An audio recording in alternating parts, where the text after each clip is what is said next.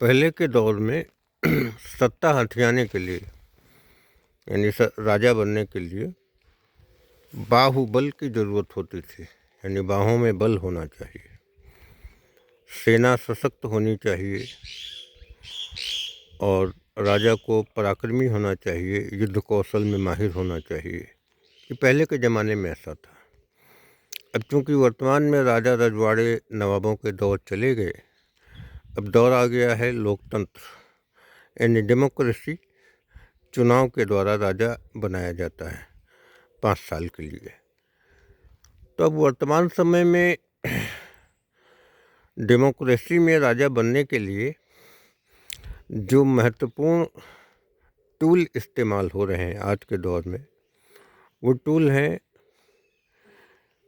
विवादों में पड़कर प्रसिद्धि और शोहरत पाओ, उसके बाद मूर्ख, जाहिल और गंवारों को कन्विंस करके सत्ता हथियाओ।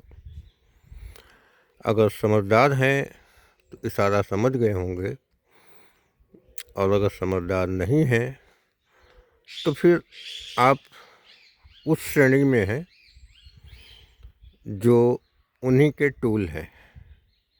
और जो समझदार हैं वो इतने ज़्यादा समझदार हैं कि वो खामोश हैं, और आने वाले वक्त में उन्हीं के बच्चे विदेशों में नागरिकता लेंगे।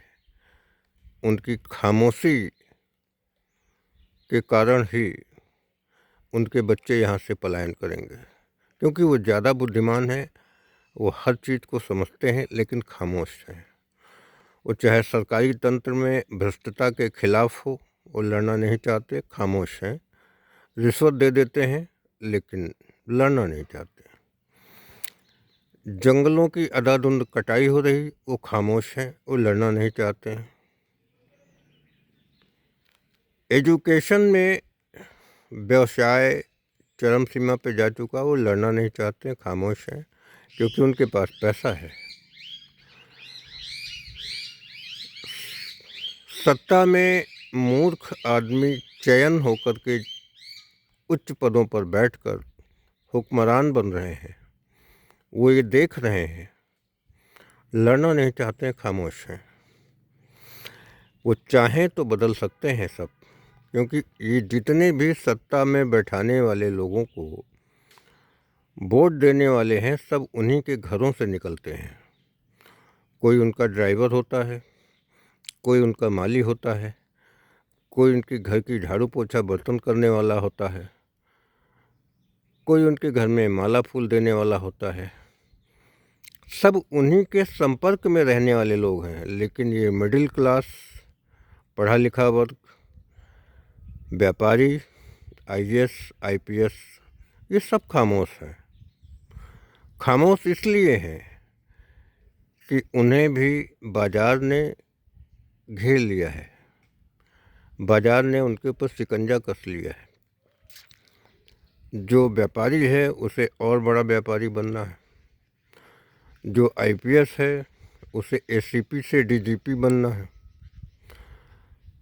जो एसडीएम है उसे चीफ सेक्रेटरी बनना है। ये बाज़ार है, बाज़ार का सम्मोहन है, ये मृगतृष्णा है। इस मृगतृष्णा में फंसे हुए हैं सभी मिडिल क्लास, और अपनी महत्वाकांक्षी चीज़ों को पाने के लिए वो खामोश हैं, सिस्टम के विरुद्ध आवाज़ नहीं उठा रहे हैं, क्योंकि उन्हें उच्च पद चाहिए, महंगे पैसा चाहिए, धन चाहिए, दौलत चाहिए, इसलिए वो खामोश हैं।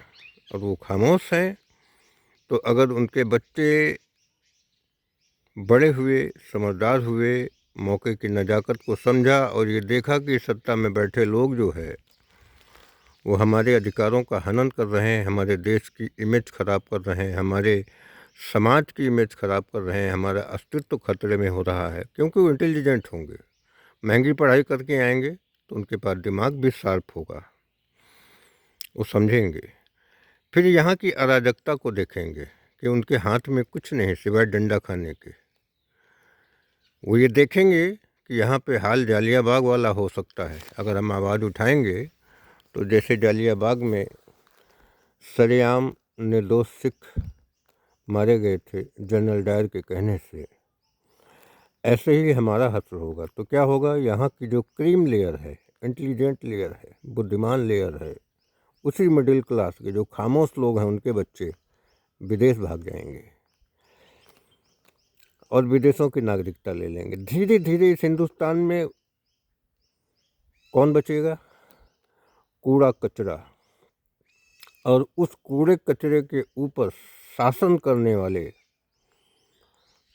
भेड़िया प्रवृत्ति के, लोमड़ी विचारधारा वाले भेड़िया प्रवृत्ति के नेता, और उन नेताओं को धन देने वाले गिने चुने अमीर, बस तीन ही लोग बचेंगे यहाँ, मजदूर, लेबर और पूंजीपति और लोमड़ी प्रकृति के नेता, बस यही बचेंगे। मिडिल क्लास जो पढ़ा लिखा वर्ग है, जो समझदार है, जो बुद्धिजीवी है, वो अपने समय के पश्चात स्वर्गवासी होगा, या तो किसी शमशान घाट में जलेगा या किसी कब्र में दफन होगा, और उसके बच्चे विदेशों में नागरिकता लेंगे। यह संदेश हिंदू मुस्लिम दोनों समाज के लिए है। अपनी कौम को बचाना है तो आपको आगे आना होगा। अपनी कौम को बचाना है, अपने बच्चों का भविष्य सुंदर रखना है तो आपको आगे आना होगा, आपको लड़ना होगा, आपको जागना होगा और लोगों को जगाना होगा। याद रखिए, आज की खामोशी आपके देश को नहीं, आपके जंगलों को नहीं, आपके बच्चों को भी कत्ल करेगी, बच्चों को भी ख़त्म करेगी, पलायन करेगी। या आपके बच्चे यहाँ भागेंगे या वो भी गुलाम बनेंगे इस देश में। आज की वीडियो में बस इतना ही। धन्यवाद, नमस्कार।